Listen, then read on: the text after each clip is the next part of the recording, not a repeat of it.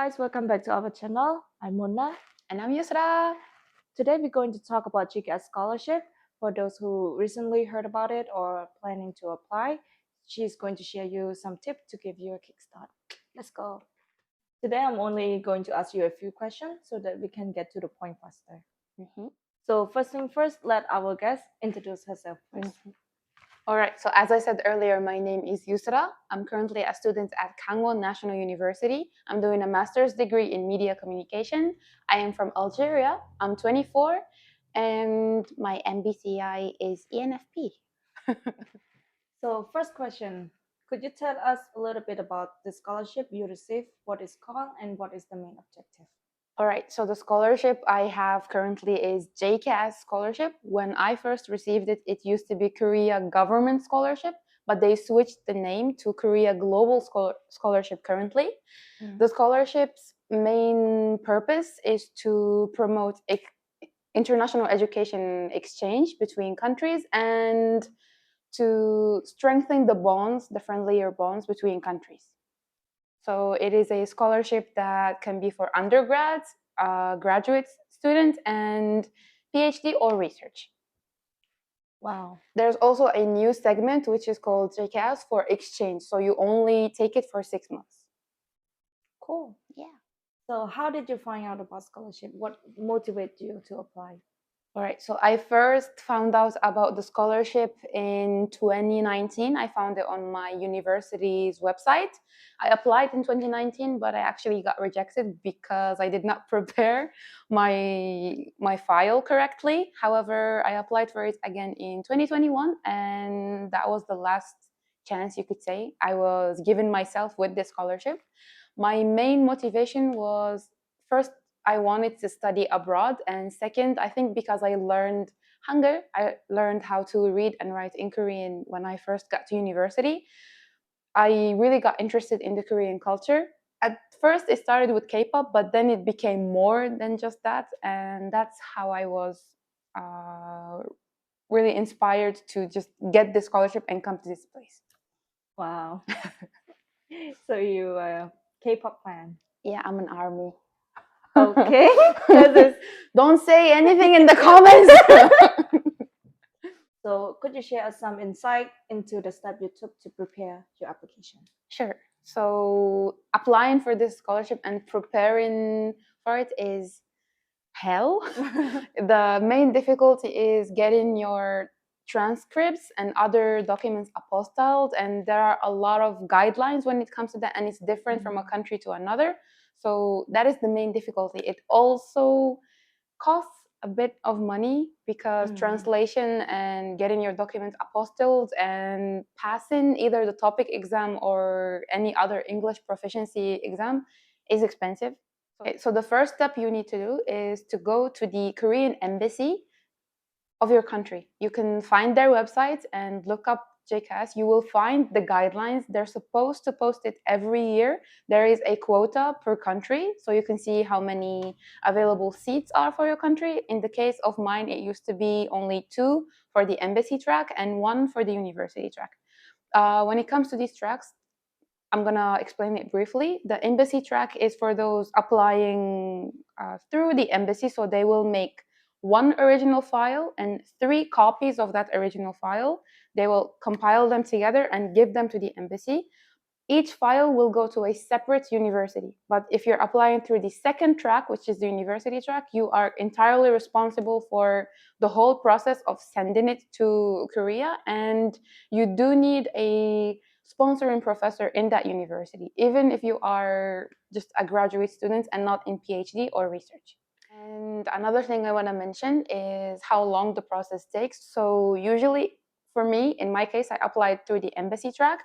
I applied in March, and I got my interview around the middle of March, but I did not hear any results back until the middle of April. That's how I learned that my file was accepted by the embassy and it's been sent to NID. NID is the National Institute of International Education in Korea. That is the provider of this scholarship in Korea, and they will see your file before it goes to the universities that you have selected.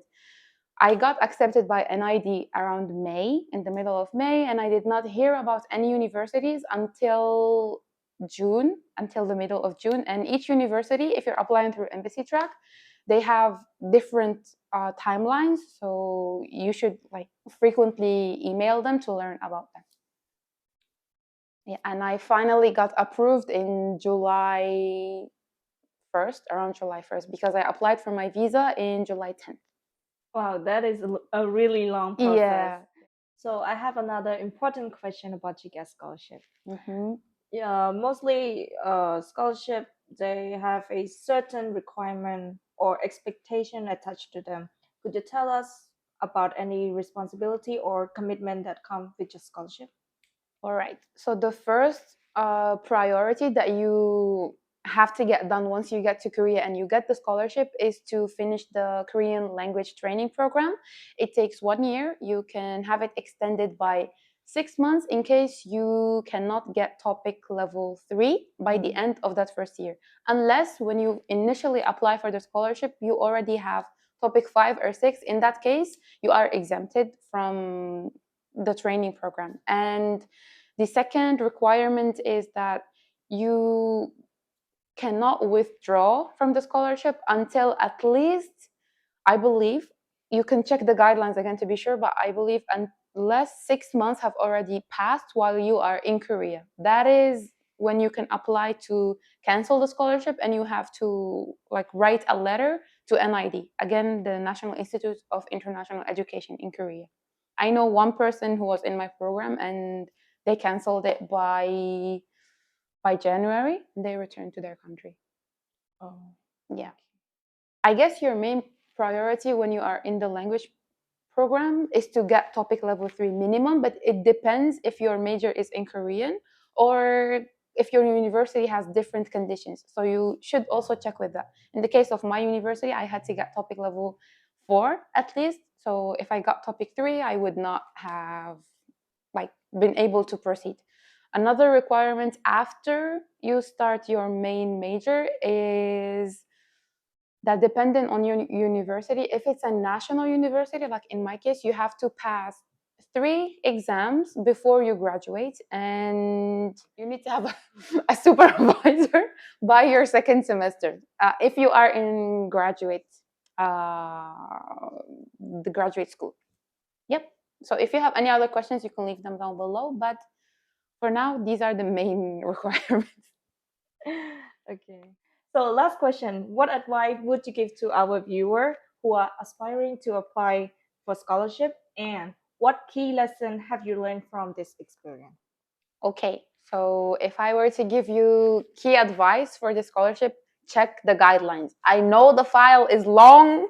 I know you don't want to read it and you would prefer like just to watch videos like this, but read the guidelines, especially because in some cases, mostly they are a little different from a country to another. Make sure to call your embassy, and if they are not answering their emails, make sure to call them, and if you can, if it's in your city, you can even visit them to check certain details. Another thing is, please, please, please, like when you are preparing for the documents, don't just prepare the mandatory documents. If you want to compete with other strong like competitors, then you have to add the optional documents as well. If you have recommendation letters, usually they require, like they changed it, so you're only required to provide one recommendation letter, but they have a segment at the end, which is for any extra files that you have. So if you were in any clubs in your university or in high school, if you're applying for undergrad, if you have any certificates or like any skill sets with like a document to show up for it, put it in the file. I don't care if it's this thick, just always like keep in mind that you are competing with a lot of other students. It is a very competitive scholarship program. And another tip is, if you get rejected, apply again. Just apply again. Make sure to check if there were any faults in your document before. If you think there was something with your letter of motivation, change it up again. Get advice from your professors. And another thing is, you can switch up your major. because I switched my major from biology to media communication, but you will be rejected and accepted by some universities. So if you want to go with university track, then that's like one chance. But if you go with embassy track, it can open a bit more doors for you. And make sure that your documents, your transcripts, your degree, and like other documents like your nationality or your birth certificate are apostilled, and check with your embassy for those conditions. Because in my case, I only got mine notarized by the Ministry of Higher Education and the Ministry of Foreign Affairs, not at the embassy. But I have other friends who did the whole process at the embassy only, and we both got accepted. So it depends on your country's conditions again. And if I learned something from this scholarship is that you will be scared when you're applying. You will be scared if you get accepted, if you get rejected. You will be scared when you get here, but just use that fear as motivation and don't look back when you apply for it. And if you get accepted, hopefully you do, just don't look back no matter how scary it is. Yes, you don't know anyone in Korea. Yes, you cannot speak Korean, but you're going to get here and you're going to make friends and you're going to make a small life for yourself and hopefully achieve whatever goals that you have. Yeah. And if you have any other questions, you can leave them down below or contact Mona or contact me on our Instagrams. Well, thank you for sharing such a great tip, and we hope to see you soon in Korea. Hi, Fighting! So that's it for our video today, and I hope it helped somehow. So see you next time. Bye bye. Make sure to like, comment, and